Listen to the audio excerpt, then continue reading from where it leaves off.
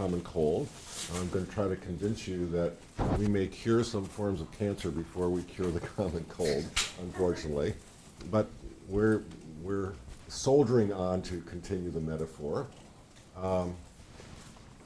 And so I will tell you about this idea, which is depicted on this slide, that if you just find the essential pathways that keep cancer cells alive and cause them to divide too often, you'll hit them with a drug right in the Achilles heel, and they melt away.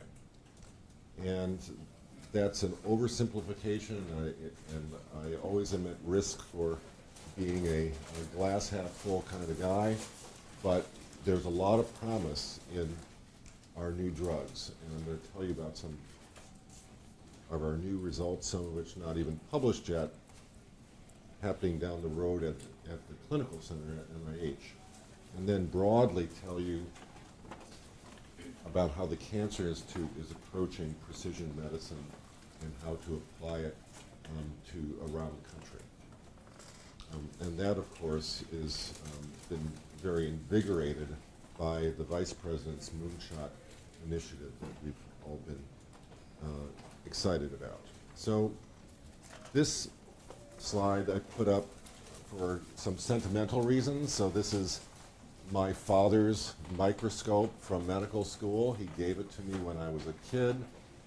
I looked at a lot of pond scum with this thing. And honestly, when I entered medical school, this was still the kind of instrument that was used to diagnose cancer. And you looked at the cancer and you said, well, first of all, you said, where in the body is it? Fine. And then, what do the cells look like? Are they big? Are they small? Are they in sheets? Are they in clumps? And that's the diagnosis.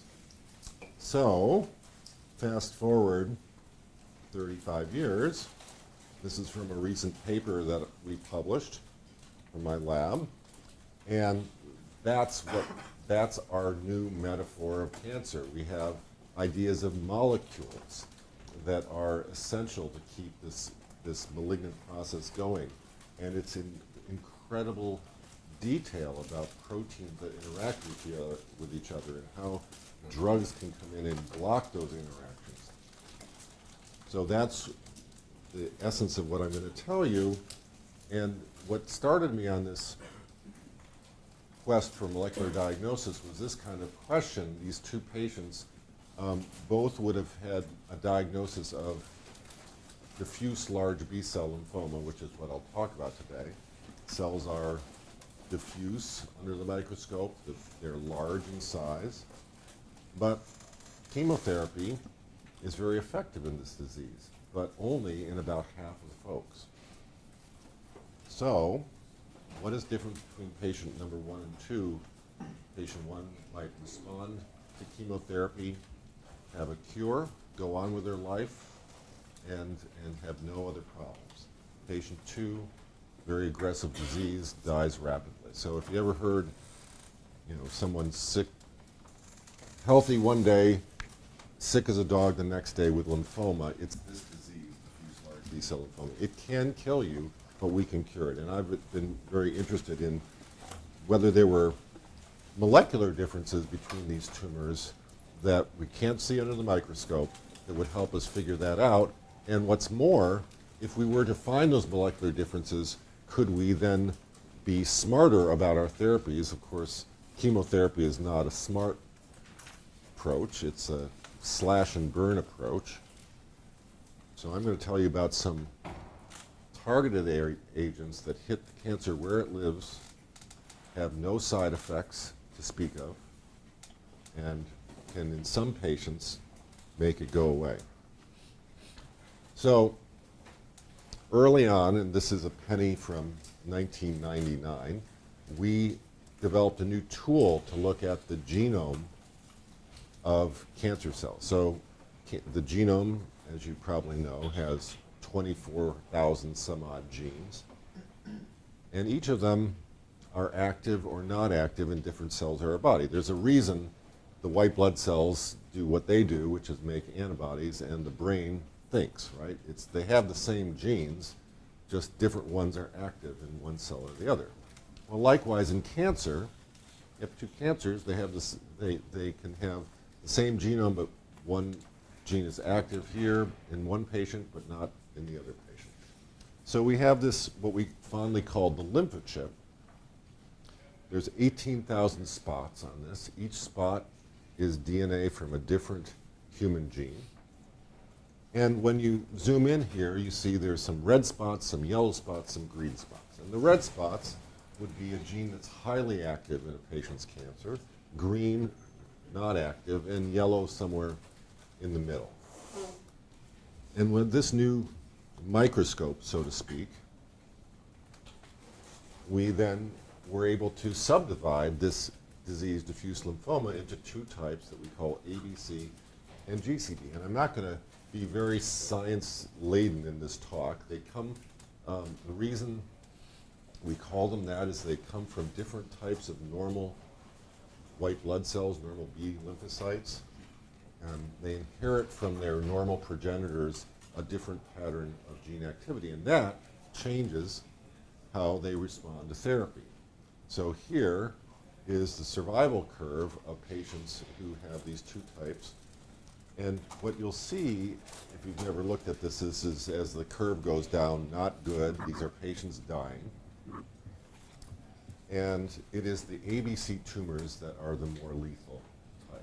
GCBs were curing about 75%, ABCs 40%. So that was a start. But where we really wanted to go is to figure out what made these cells malignant, and if we understood that in great molecular detail, how to intervene. So now it's not as easy just to measure gene activity, which is shown at the left side here in this mRNA expression. You can have mutations in the genome scattered throughout, and as we go through life and as we consume harmful things like cigarettes and go sit on the beach, we expose ourselves to agents that cause mutations, and these can occasionally contribute to cancer. Similarly, there are changes in the number of copies of genes that we need to know about, and there's a variety of other molecular abnormalities shown here. And what we feel is that you have to embrace all of this complexity that is human cancer to fully understand what these diseases, these multiple diseases are. And as I've tried to say, we're breaking diseases down into these precision categories that I will now show you what we can do about. But first, this is rather remarkable. So I showed you that lymphochip. That was an early instrument in the genomic analysis of, and now we have this machine sitting in my laboratory that overnight, well, not quite, 24 hours, can sequence an entire human genome at sufficient depth to understand it, a process that took 10 years or more in the Human Genome Project and $3 billion to accomplish. And this costs $1,500 for a whole genome. Rather amazing. We love this guy, and we use it every day. So this has enabled a lot of progress, and I will tell you a little bit about how we understand the molecular workings of the ABC diffuse lymphoma cell. And it's all going to be cartoons. There's not going to be any blots or gels or things that we scientists work on. It's going to be kind of a Rube Goldberg, I think that's probably too old a reference. Let's see if I can update the reference here. Mousetrap, you ever play the game Mousetrap, where the foot hits the thing and the ball goes down, and then the guy jumps, and at any rate, and you get the mouse. So that is literally how scientists think about the inside of cells. We think of, in this case, a protein, which we call the B cell receptor, on the surface of these lymphoma cells, and it then triggers a cascade of events, just as in the mousetrap game, and turns on these enzymes, and then leads finally to the abnormal survival of that cell. This is a white blood cell that should die physiologically, and it's malignant and it's not dying. And by using that sequencing machine, we have found that the tumors from these patients have mutations that tell us why this pathway is stuck in the on position. So normally, a B lymphocyte would use this pathway to respond to what I have, a cold, right? Any kind of invading pathogen. That's what these white blood cells do.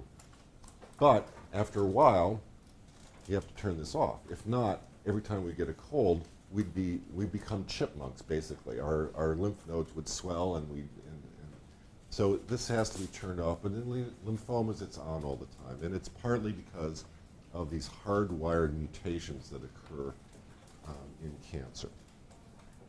Now, amazing turn of events for me was, as we were studying this, a company called Pharmacyclics, for completely different reasons, was developing a drug called ibrutinib.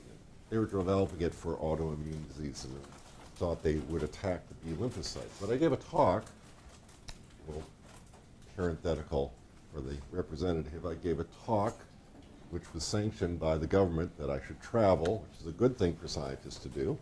I gave a talk where I presented some unpublished data that I'm now showing you here in cartoon, and I was sort of rushed at the podium by this company saying, have we got a drug for you? And it's this drug, which had another name, is now called ibrutinib.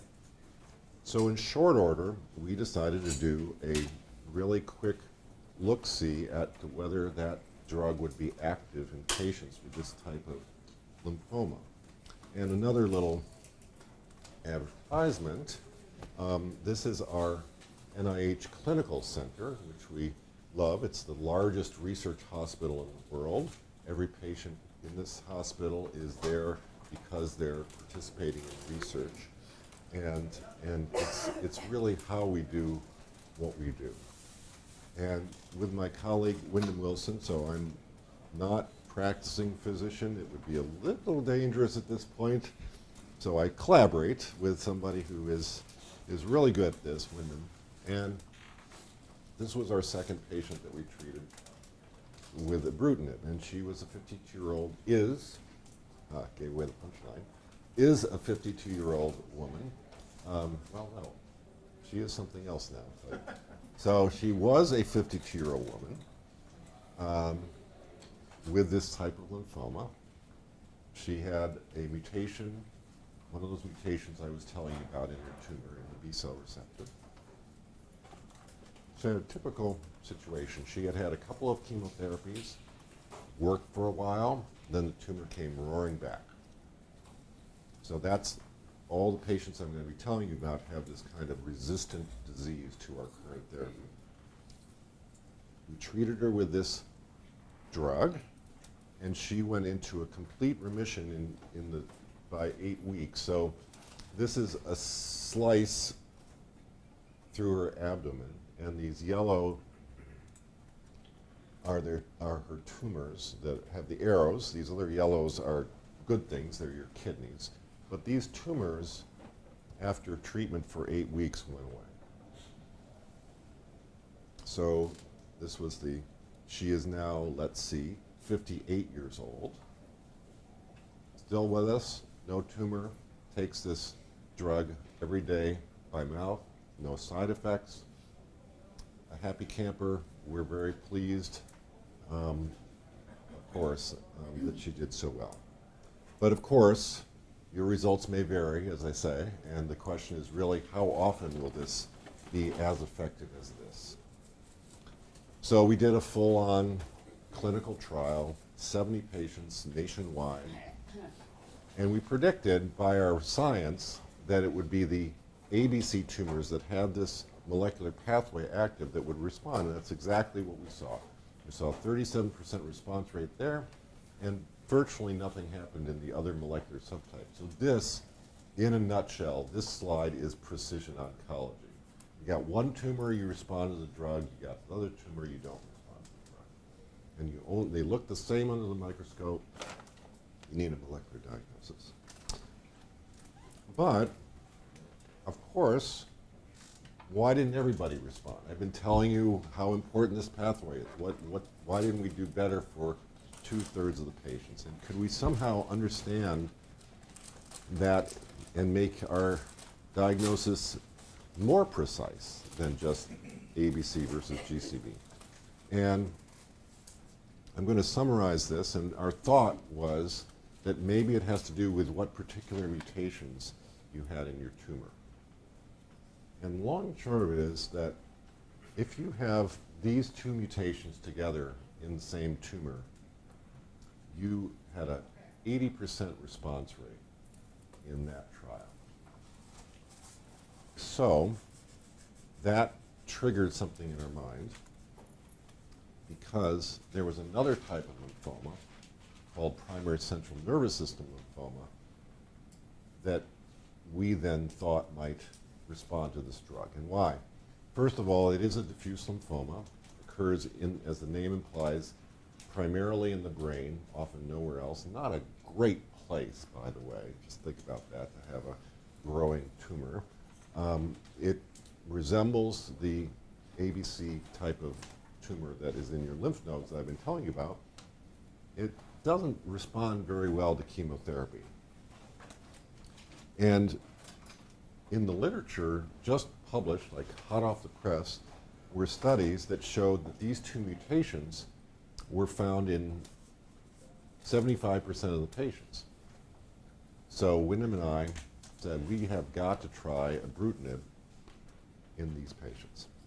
So that's what we did, and this is a very nascent bit of science, not published yet, but we've been talking about it. It's very exciting to us. Just did a clinical trial where we started out by giving them this targeted agent ibrutinib, saw how that did, and then combined it with chemotherapy because there were reasons to believe that the ibrutinib would sort of soften the tumor up to the chemotherapy. So this was one of our patients, a 67-year-old. She just sort of out of the blue developed some slurred speech, trouble walking, and had this growing mass in her cerebellum. And she had a good run with chemotherapy. So she had chemo, she had radiation therapy, and was in a complete remission for 3 years, and then came back with more problems with speaking and all. In fact, couldn't speak, and couldn't. She could understand, but she couldn't speak when we saw her. And so she had this really good response to ibrutinib, this same drug. Here's her brain tumor shrinking. What was really cool was within 1 week, she started speaking to her family. This was like Lazarus syndrome here. So she then got the chemo along with this ibrutinib drug and went into a complete remission, and she's fine. She's still there for 2 years later. So far, so good. So how do we do overall? We did really well, and I'm not bragging, but I'm very excited. We did really well. 15 out of 16 of the patients responded to this drug, this targeted agent alone. And then more than 80% of them went into complete remission. And many of those, it's too early. You learn very early on not to get overly excited about curing cancer, right? But it's early on. So there's several people out past a year. We'll see. And we can talk in the discussion. It would be a very useful thing that I would talk about resistance to disease, resistant to therapy, which is a big, big problem. But first, you got to get something that works to start talking about resistance, right? So now, my other job at the NCI is actually to direct all of the research around the country in genomics. And in this other job, which I enjoy as well as my own lab, we get to do big things. And in 2 big projects, the Cancer Genome Atlas and a pediatric equivalent called Target, we have now studied the tumors from 14,500 patients. And we've done this deep molecular profiling using all those different ways of looking at the molecular abnormalities in cancer and at the genome of cancer. So we have learned a lot. There have been over 1,000 papers published as a result of this effort. All the data is made freely available, and we'll get to that a little later on. But here's the problem. This is a graph of the mutations, those changes in the genome that we think cause cancer. And there are a few really common ones, and we've known these for years, that are in a third or close to a half of cancers have these mutations. But look at this very long-tailed distribution. These are the mutations that cause cancers in individual patients. So for a particular patient, they don't care what do you know about cancer. They want to know what do you know about my cancer, and if I happen to have a rare mutation that's causing mine, that's all I care about, right? And so why do I emphasize this? Well, for some of these rare mutations, we have effective drugs to counteract those. And I'm going to give you some examples that are beyond our own work that I find very exciting. This is from lung cancer. So here's how we're slicing and dicing the pizza pie of lung cancer. It is in all of these very narrow slivers. Each one has a different mutation or a different genetic abnormality that we think is causing the lung cancer. And many of these already have drugs that are available in the clinic that we can try, some of which are quite effective. So here's one, a gene called ROS1 encodes an enzyme. And this enzyme is abnormally active in about 1% to 2% of lung cancers. And there's been remarkable results in clinical trials, very high response rate to the drug. Some of these responses are lasting well out past 2 years in patients who had other therapies fail them. What's really cool now, and this is a penetration of the idea of precision oncology, there's a club. It's the ROS1ers.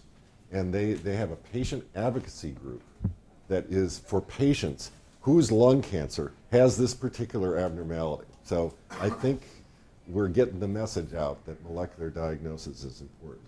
This is probably the most exciting one to me. There are some other enzymes, kinases, called the NTRK. There's 3 of them. And they're not often abnormal in cancer, but across all sorts of cancers, in about 0.5% of patients, their tumors have these 2 abnormally active. A company has a drug for this.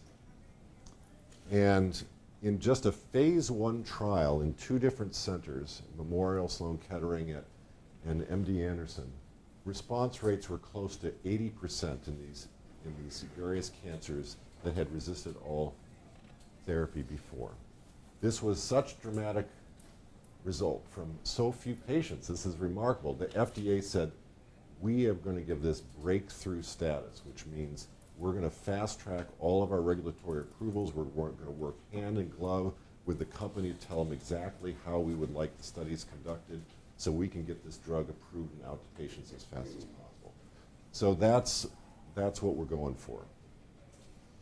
Now, the final couple of slides has to do with another big project that we're coordinating at the NCI that has to do with big data. As you might imagine, we have now entered the realm of big data. It's not Netflix big data, but we're getting there. We're on the lower edge of what the banking industry and Netflix and all would think as big data with all this cancer genomic data. And it's actually a technological problem for us that we are trying to solve with something called the National Cancer Institute Genomic Data Commons. And I'll tell you about it. This was fun for me. This was in the beginning of June. Vice President Biden came out to the University of Chicago, which is developing this for us, and he did opened it up, did some of the first queries of this database that has all this cancer data.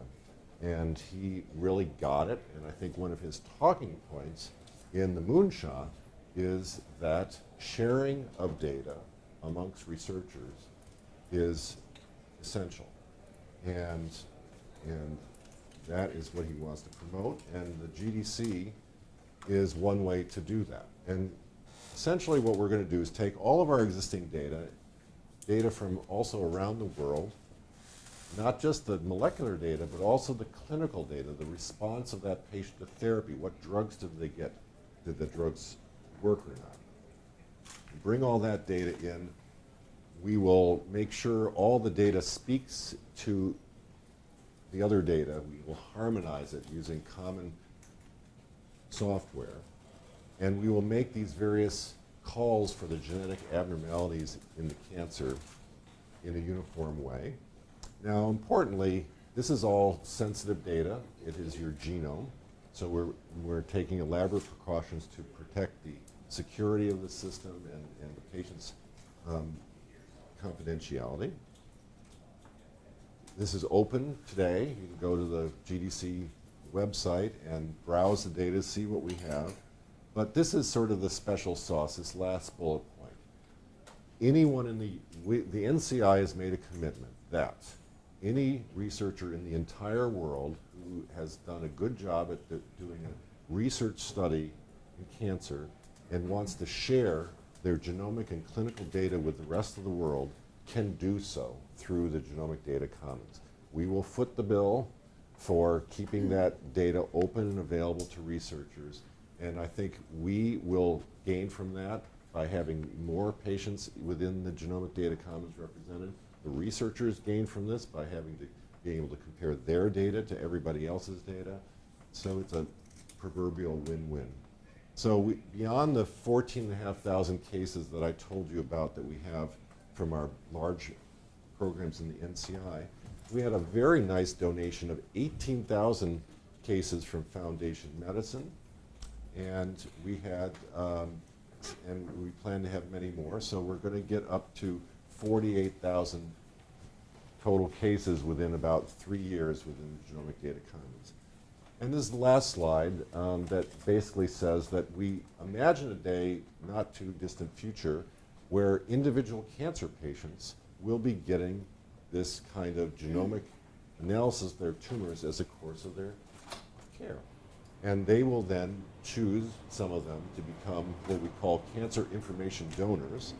They will then upload, or they and their surrogates will upload their genomic data to this data center, and then we will have hundreds of thousands of cases represented. What would we do with all those? Well, I mentioned that a lot of cancer is driven by rare mutations that are only in a few percent of patients. So this will allow us to discover these rare mutations and know that they're important. We will then, by having the clinical data, know how drugs work in particular molecular subtypes of cancer. And maybe the most fanciful and aspirational is this one on the right, where